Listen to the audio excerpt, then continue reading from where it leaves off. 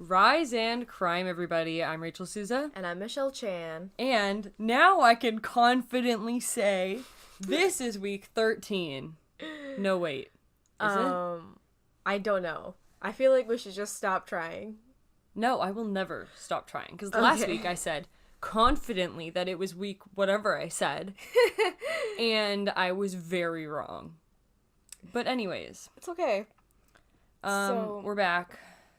Back better than ever. Still the same weekend. Yeah, except it's not the same day, thank goodness. We've just been cooped up, watching Love Island, not enjoying the beautiful weather, as people do. Hey, we went outside once. And seriously, watch Love Island. Do it. It's so good. So good. If you like trashy reality TV show, this is for you. And if you like people being nice to each other, this is also for you. They're so nice to each other. I know, it's very unexpected. Maybe it's because they're British. Okay, the long case this week is long. My short case is short. Okay, so short. Let's go. Let's get this started. All right. So, I don't even know what the exact date is, but the article was published December 13th, 2016. Doesn't tell me the exact date that this thing happened on, but it happened in St. John's. Ooh. So, a bartender in a motel was counting her cash at the end of her shift, and then a woman in her mid-30s comes in. She confronts the bartender and grabs the money and runs away. Like, she ran pretty far away, actually. Pretty lengthy. I don't know exactly how far, but it just said pretty far away for a lady that could, just run away with money. And the police were able to track her down. How? They followed her footprints. All the way? Yes, because it just snowed. Oh, so they literally just followed her footprints. And that's why we don't have crime in Canada. I'm kidding. Of course we do. That was my short case. I thought it was funny that they could follow her all the way through, the snow. Hey, our crimes are getting solved because of our weather, so suck on that, southern U.S. No, I'm kidding. But that's a good one. That's super Canadian. Yeah, so Canadian. Okay, the long one this week is long, as in I have 4 pages of written notes. Ooh. And yeah, this is gonna take a while, so let me jump right into it. So we're doing the Harrison family murders. Ooh, more family murders. Not to be mistaken with your Richardson family murders last week. Or your Shafia family murders. We're covering a lot of family murders, what can I say? This case is wild. Okay, let me jump in. So, we're gonna start with Bridget Blackwell. She was born and raised in London, Ontario. She was intelligent, creative, and a gifted actor. So at age 16, she landed an apprenticeship in Stratford. And if you know Stratford, it's near London-ish, and it's really, really world-renowned for its theater, especially its Shakespeare plays and stuff like that. I went to that festival. I fell asleep. Oh no. I was awoken by the sound effects. Oh, that's so sad. Yeah, I think the only thing I've seen there is A Midsummer's Night Dream, but all women. Oh, I saw King Lear. Oh, that's cool. Yeah, they did an all-women production of Midsummer's Night Dream. It was really cool. Whoa, that's cool. It was cool. Okay, anyways. So she landed an apprenticeship there, which was, such a dream for her. And she was so young, age 16, which is awesome. So, I'm going to jump around. Now we're going to talk about Bill Harrison. So he was born and raised in Stratford to a household of musicians and jazz enthusiasts. His family also owned Harrison's Beauty Parlor, and this is where Bill discovered that he liked costuming. So he began to work at the Stratford Theatre in the costume department. Oh, by the way, this is the 60s. Forgot to mention that.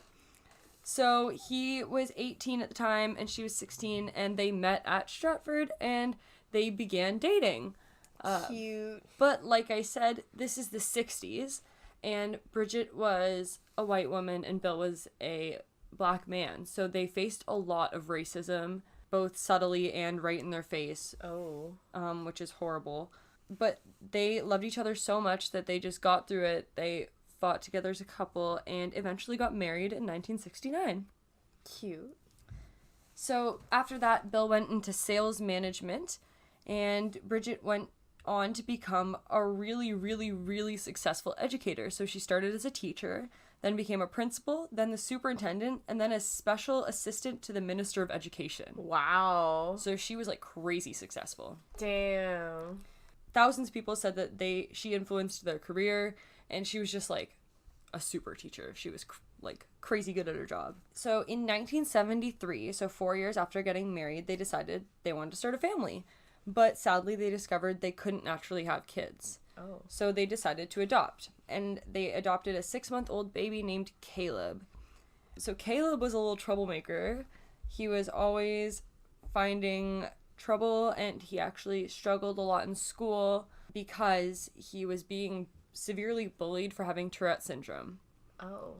And it caused him to like lash out and like, just act out, basically. Sad. Yeah, really sad. So this family just all faced like a bunch of adversity for different things, and it just sucks. So in 1975, they moved from Stratford to Mississauga, where they bought a house on Pitch Pine Crescent. So we're going to fast forward a whole lot. We're going to fast forward to the year 2000. Okay.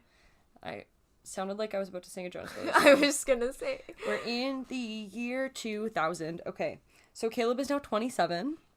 So we really fast forwarded. Yeah. And he works as a shipper and receiver at a doll warehouse called My Favorite Doll. Oh, I thought you were gonna say murder. No, so he works at My Favorite Doll, and there he meets a 19-year-old woman named Melissa Merritt, who also worked at the warehouse. So she is 8 years younger than him. And she was actually engaged to her high school boyfriend. Oh, 19. What's that? But she broke off the engagement to start dating Caleb. Whoa, she didn't start cheating. I'm impressed. No. I'll tell you a little bit about Melissa. She was an animal lover. She had a police officer father and a police officer brother. She really wanted to settle down and start a family. Yes, she was so young, but she had a very good reason. She actually had a medical condition in which caused her to lose an ovary, and it was very likely that she was going to lose her other ovary. So she really, really wanted to have kids before this happened. Yeah. Right?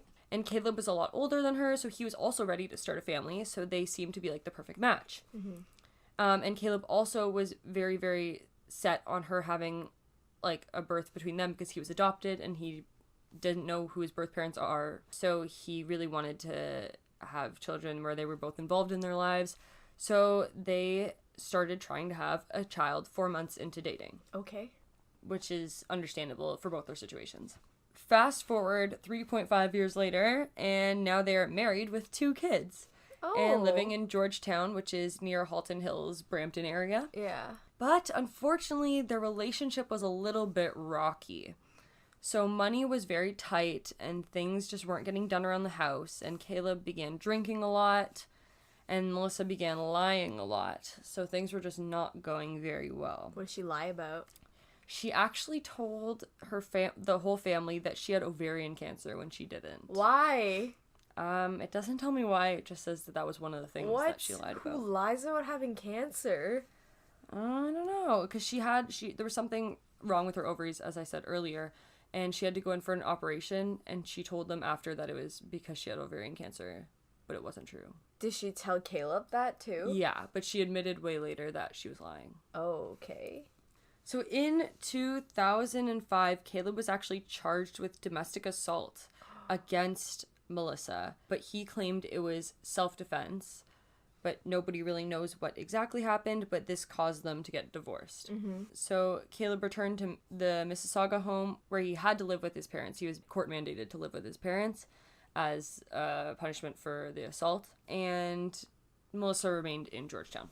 So in the same year, so 2005, Caleb actually one night was drinking and then decided to drive after, which is the worst, and he actually hit a taxi and killed the driver and injured all 4 passengers. No. And he had some pretty bad injuries as well. Yeah. So he was charged with drinking and driving, causing death, and he got let out on bail, but he had to remain in his parents' home once again. So now he literally killed people driving, which is absolutely horrible. And this obviously angered Melissa because he's supposed to be like a good father to the kids and everything. Weeks later, Melissa reports that somebody had broken into her home and that she really thinks it was Caleb. Mm-hmm. But it was proven not to be him because his injuries were too, like, crippling that he wouldn't have been able to break into her home. He had crutches. He was barely able to walk. Okay. So they were like, no, it wasn't him. But she was like, are you sure? Like, I really think it was. And the police were like, no, sis. He's, like, in his bed. He can't move. Mm-hmm. So then she reported a bunch more times that her home kept being invaded. She lying? And she kept insisting that it was Caleb. Okay. And the police believed that she was actually lying about these home invasions. Mm-hmm. So you were right. I feel like she's a compulsive liar. I don't know. There's a lot going on. There's a lot happening on both sides of the story right now. Okay. Clearly. He's just killed people drinking, driving, and she is now lying about home invasions. So now we are in October of 2005, and this custody battle over their children begins. So they have 2 kids, like I said. And because he had just been charged with drinking, driving, causing death, he was only allowed to see his kids on Tuesdays, Thursdays, and every other weekend. And he still had to remain in his parents' house. So that was their current agreement. Obviously, he wanted to see his kids more than that, but he also realizes that he did something terrible and has to not. So winter 2005, Melissa starts dating a new guy named Christopher Fattore. I really hope I'm saying that right. Sounds intricate. Christopher Fattore. And she met him online. He grew up in North Toronto. He worked at Hooters as a kitchen manager. And if you know Hooters, yikes. And he was actually a beauty school dropout. Cue the Grease song. Anyways, so less than a year later, they were engaged, but Melissa was not yet divorced. Okay. So their divorce hadn't actually gone through because, like I said, they were struggling with money, so it was very hard for them to hire a lawyer to finalize the divorce and everything. So she really, really wanted to get married to Christopher, so they had like a fake marriage. Okay. Because like a ceremony, but they it's had not, a like, ceremony, but it official. didn't actually mean anything. Yeah, okay. So they were now, air quotes, married. They had more kids. So 5 years gone by, they now had 4 kids. She can still have kids? Yeah. So I guess things... Did she lie about the thing in the beginning? I don't think so, because it did say she had lost an ovary. Oh, okay. So I think she just had lucky and she was holding... It was lasting a lot longer than they thought. I see. So How now, old is she now? So this is 2005. So in 2000, she was 19, so now she's 24. Okay. I guess. Is that math? That's math. Yes. 24. So 5 years gone by, so now 29. And she had 4 kids at this point and no money. So they were pretty broke. They actually moved to Mississauga to a cheaper home. And because things were kind of rocky in her life, custody was now 50-50 with the 2 kids that she had with Caleb. Mm-hmm. And she did not like this. She wanted full custody. So Bill and Bridget, did you forget about them? They're still here. They're Caleb's parents. They loved their grandkids so much, and they took care of them a lot because Caleb was working to try to support everybody, and this made Melissa even angrier, and she actually wrote in an email, quote, "If Caleb is not caring for the children, then no one other than myself should be," end quote. Ooh. So she really was very protective over the kids. Mm-hmm. From 2005 to 2008, so 3 years, Melissa reported over and over to authorities that Caleb and his parents were assaulting the children. No. So, but investigators obviously looked into this, and they concluded that these reports were false, and that the kids were being coached by her to tell authorities that they were being assaulted. But after all, they were children and admitted that that was just what their mom was telling them to say. That's not great. No, that's not great. Now she's looking pretty bad. Yeah, that's so sketch. So Melissa started not allowing anyone from the Harrison family, so Bill, Bridget, or Caleb, to see the children at all. And a judge had to tell her, "You can't do that, sis. You have 50-50 custody." And she was like, "Nope, these are my kids. I do what I want." And the judge was like, "No, actually, you really don't, or I will arrest you." Well, not he. He will get somebody to arrest her. In March 2009, Caleb begins his 18-month sentence in jail for his drunk driving causing death charge. So it's a couple years, or 4 years after it happened, because that's when the trial that's when it happened, the trial. Mm-hmm. So the judge actually granted his parents custody, to take over his custody while he was in jail. Yes. Because he didn't want the kids to live in an environment that they weren't used to. He wanted them to keep that routine, so that way when he got out of jail, things would still be normal. Yeah. There wouldn't be any fights. That's good. So this obviously made Melissa super angry, if you couldn't guess that. Melissa's a crazy bitch. Well, I mean, it's also her kids, like... Okay, but she's also lying about a million things. Yeah. And trained them.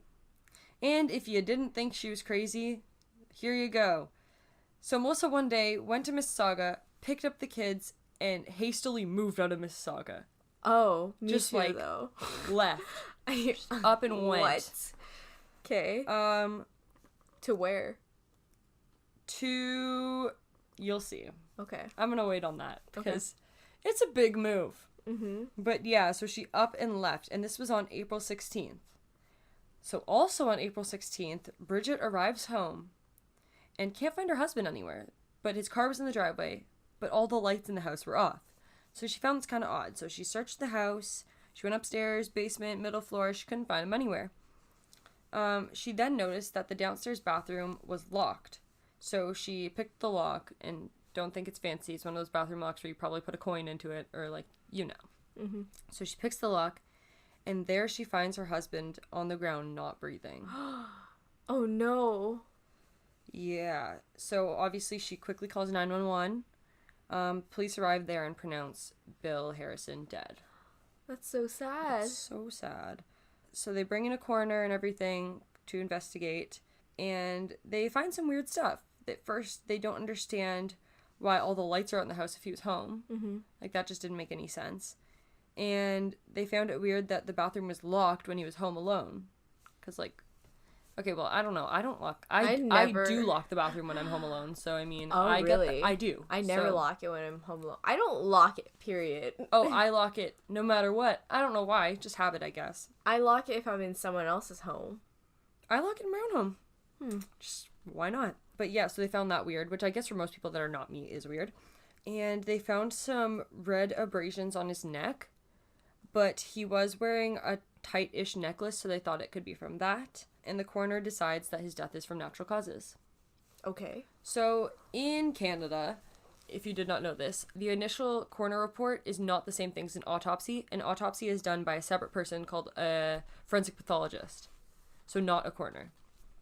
So they order an autopsy from a forensic pathologist because he had no history of any disease or medical problems. So they were like, this is weird that he's just, dead. Mm-hmm. And there's some weird circumstances around it. So the autopsy comes back, and the pathologist's like, this can't be natural causes. He literally has nothing wrong with him. Mm-hmm. And he had a fractured sternum and a bruised scalp. But the pathologist said that could just be from the fall in the bathroom, because he fell close to, like, the bathroom vanity, and they thought he could just have hit his sternum off of that. Yeah. No way. So they ruled the cause of death being from the fall because they think he had an acute cardiac arrhythmia, and I'm so sorry, I have no idea what that is. I should probably look that up, actually. Siri, acute cardiac arrhythmia. I found this on the web. Sudden cardiac arrest is what that means. Oh, okay. Sorry, I should have searched that up before. But yeah, so they thought he suddenly went to cardiac arrest and then fell, and that's what caused those injuries. So now that he got cremated, they had the funeral, but people are still kind of like, the family's still kind of like, this is a bit weird, like, I don't know. But they had something bigger to deal with. Their children were missing. Oh, no. Because they realized, like, so the next day the children didn't show up to school, and they realized that the children were gone, because I think they were supposed to be with Melissa that night, but obviously she was supposed to drop them to school the next day. Mm-hmm. But they didn't show up, so they were kind of like, we need to find these kids. So on April 21st, so a couple days after Bill's death, there's an arrest warrant out for Melissa, because she has technically abducted her kids. Mm-hmm. And then Bridget realized that the same day that her husband was found dead was the day that Melissa and Christopher took off with the kids. Bridget's actually quoted writing, quote, "Some people believe in coincidences, some do not," end quote. So Bridget's out here like, this girl did this, but they have no proof that she did. I think it's super suspicious. It is, for sure. So let's fast forward a couple months. We're now in November of 2009. They found Melissa and arrested her in Nova Scotia. How did she get there? They left and took off to Nova Scotia. So originally, they actually took off to Calgary, but couldn't find any house prices that were within their budget. So they went from Calgary all the way to Nova Scotia. Wow, that's quite a jump. That's crazy. Bridget flew to Nova Scotia, got her kids, well, her grandkids back, and Caleb was released early from jail for good behavior, so then brought them back to Mississauga, and they were basically granted full custody at this point because Melissa was being charged with abduction. Yeah, can't do that. A year later, we're skipping ahead. Wow. This is a long case. Damn. April 10th, 2010, Melissa breaches her bail. She was out on bail, and the one condition was she wasn't allowed to go see the kids. Mm-hmm. So on April 10th of 2010, she breaks this and goes to the house in Mississauga. Of course she does. Wait, just the two of the kids? Or is it all of the kids? No, 2 kids, because the kids that she shares with Caleb. Okay. Because she has 2 other kids, but I assume that they are with their dad, Yeah. because he's still Is free. she still with that guy? Christopher? Yeah. Yeah, they're still together. Okay. Yeah, they're married. I see. Air quotes. Okay. Or actually, no, they might be married because she hasn't been with Caleb for so long. It might just be, what's that called? An annulment? No, a separation? I don't know. I don't know the law. I'm sorry. I don't know divorce laws. Anyways, that is April 10th. She goes to the house and she gets arrested because they call the police being like, yo, Melissa showed up. And they're like, well, that's not allowed. Mm-hmm. So they arrest her and she gets re-released, but she really can't go see them. So let's fast forward 11 days. April 21st. Mm-hmm. Caleb's 8-year-old son is biking home from school. Caleb's at work. He's going home to chill with grandma. Walks in the front door and boom, finds his grandmother's dead body at the bottom of the stairs. Oh no, Melissa, you crazy bitch. Well, you don't know that yet. Oh, but I do. Or do you? I don't know. So, sadly, Bridget is lying at the bottom of the stairs. The son runs to the neighbors. They call 911. Police arrive and the coroner arrive, and they notice red abrasions on her neck. And a fractured sternum. No, they didn't. They didn't find that. Oh. they didn't. But sadly, Bridget is pronounced dead. I just can't even imagine the pain this 8-year-old is feeling just finding his grandmother. That's crazy. And at only, like, what, a year after his grandfather had passed away? That's really sad. Like, And poor Caleb. and poor Caleb. This family's just getting terrorized. destroyed one by one. Just picked off. That's awful.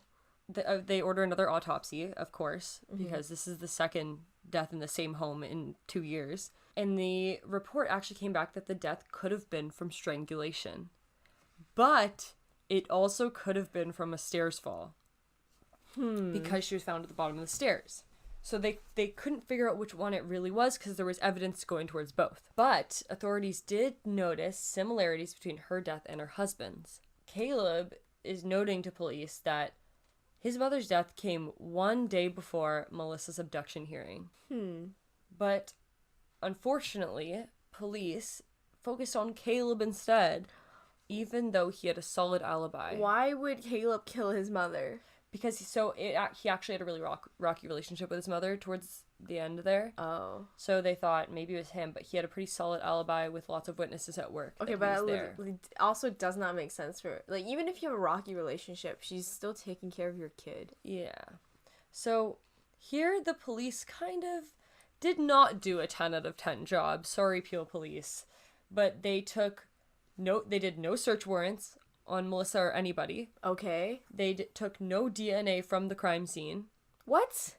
They did not check any alibi. So basically, for example, they were questioning Melissa and Christopher, of course. And Christopher said, oh, I was at my grandmother's dropping off something. But they never asked the grandmother if he was there.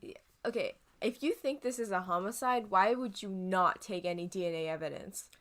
Well, like, it doesn't make any sense because all strange deaths in Canada have to be investigated as a homicide first. That's, like, genuinely a rule. Yeah, and then, like, it's pretty... You should probably get search warrants.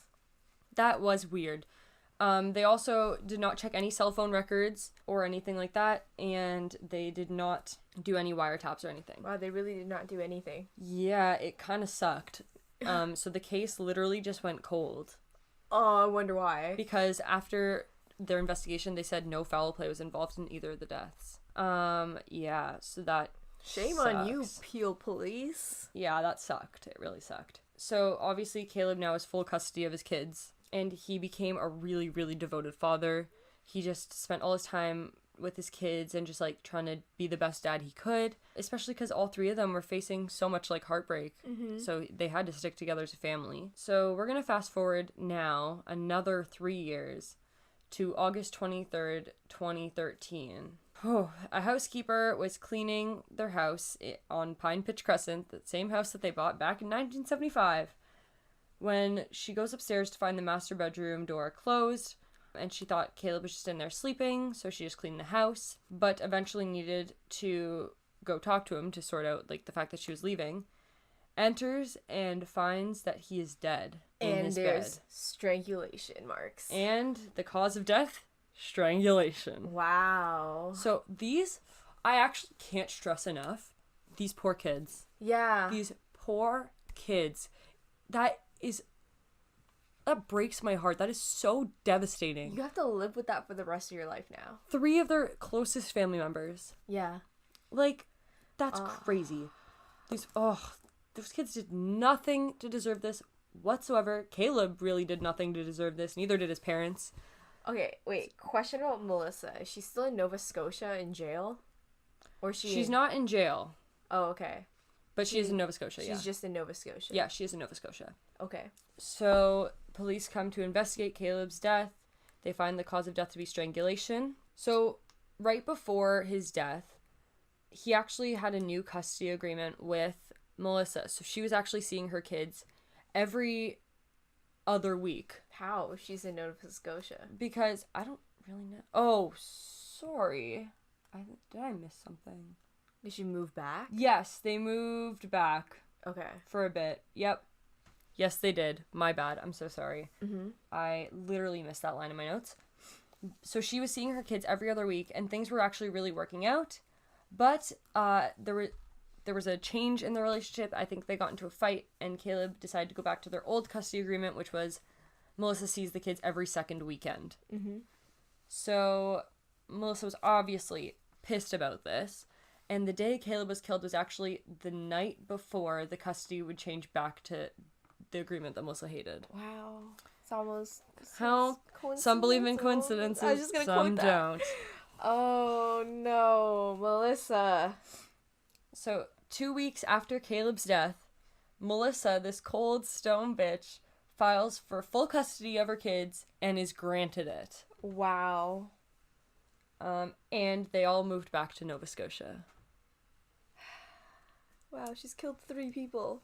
Well, we don't know that yet. So, we're going to fast forward another year, January 2014. Okay.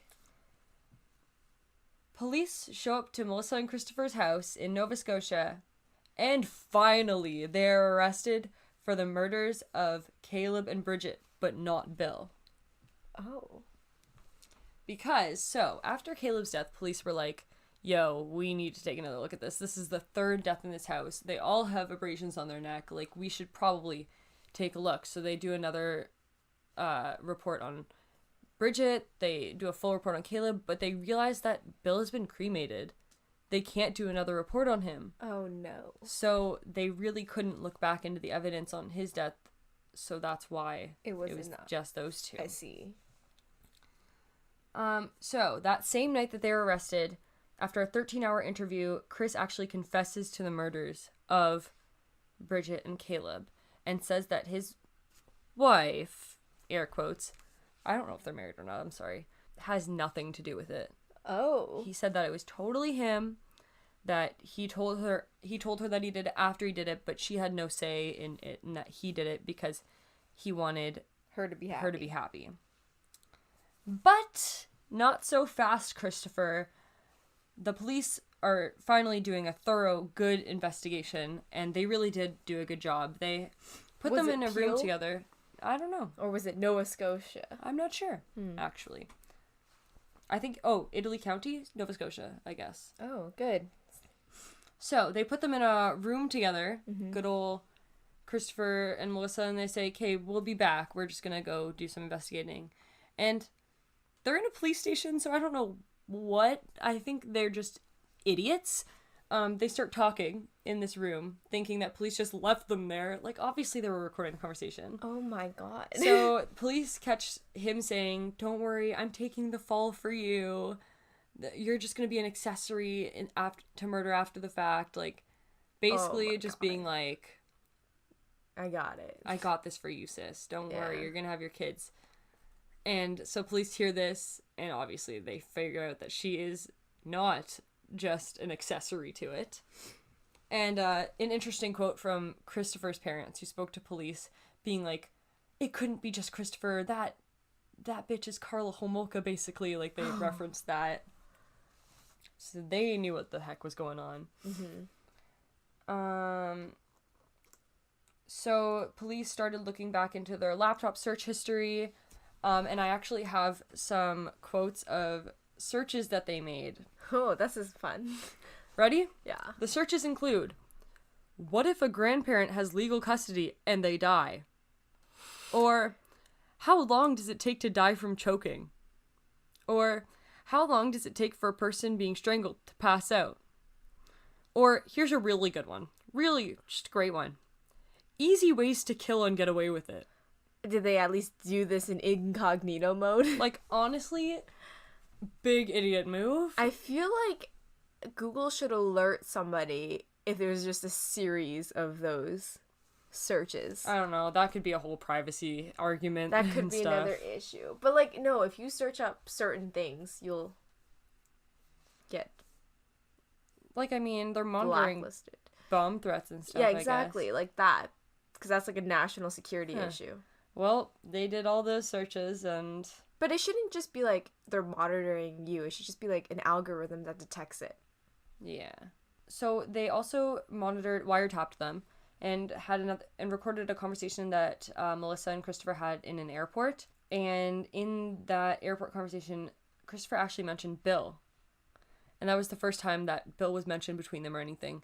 So now they were like, hey, we've got him on Bill too. So, years later, September 2017, the trial begins for Christopher's 2 charges of first-degree murder of Caleb and Bridget and a second-degree murder charge of Bill. And Melissa's first-degree murder charges of Caleb and Bridget. So this is a long, grueling trial. Lots of ups and downs. I'm just not going to talk too much about it because this is super long. But the trial ends with not enough justice, sadly.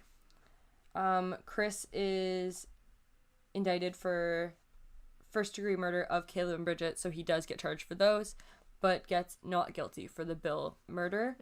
And Melissa only gets charged first-degree murder of Caleb, which is disgusting. That is disgusting. And more disgusting, they both appeal this, but that's still going on. I don't think their appeals are going to be accepted because there's literally so much evidence. But sadly, there's no justice for Bill, which freaking sucks because, well, I guess, okay, yes, the police did not do a fantastic job, but also his was the first one. They didn't think that it was a homicide. And, like, he was 64 when he passed, so they thought, oh, he's old enough for this to happen, type of thing. But it just sucks that the police should have done a little more. So what happened to the kids? I think they're living with their aunt, Grandparents? as Oh, far okay. as I saw, Elizabeth Gallant, but I'm not too sure. I couldn't find anything. But those poor kids. It makes me so angry that they had to go through not only their 3 closest family members getting murdered, but getting murdered by their own mother. Yeah, that's really messed up. Like, that just is so horrible. Melissa makes me so angry. So angry. So they're both serving 25 years the life in prison with chance of parole after 25 years. I really, really just hope they don't get it. They don't deserve it whatsoever. That is awful. It's awful. It's awful, awful. And this family did not get enough justice, in my opinion. Those poor kids. Those poor kids. And Caleb, and, like, my heart goes out to the whole family. Like, Caleb and his parents did nothing. Yeah. Especially Bill and Bridget. They were only caring. Mm-hmm. Like, it just is so infuriating. Mm-hmm. And I can't believe I hadn't heard of this case before. I literally just was looking at the news and saw something about the trial and was like, hey, let me just read this article. And then this article turned into this whole story. But I've never heard of this either. it's so insane. It makes me so angry. It makes me angry as well. Ugh, Melissa, disgusting. Disgusting. And Christopher, absolutely disgusting. Yep. Literally, ew. People suck bad. Nice quote. People suck bad. They do. It should be on a shirt. People suck bad. Mm-hmm. So I don't think we even have time to do our highs and lows. And I don't really want to after that case. That just keep them in your mind That's so because their story deserves to be heard. Because especially Bill and Bridget, who are literally model human beings, and obviously Caleb too. And yes, he made some mistakes along the way, obviously, as you heard. But in the end, he was a great father to his kids. Yeah. And his kids, I just feel so horrible for them. Like, literally, how growing up is going to be the hardest for them ever. Yeah. Well, so remember, if you're trying to steal some cash in the winter, there's no way to get away with it. And just because you escaped to Nova Scotia doesn't mean you're escaping your crimes. Peace out. Bye.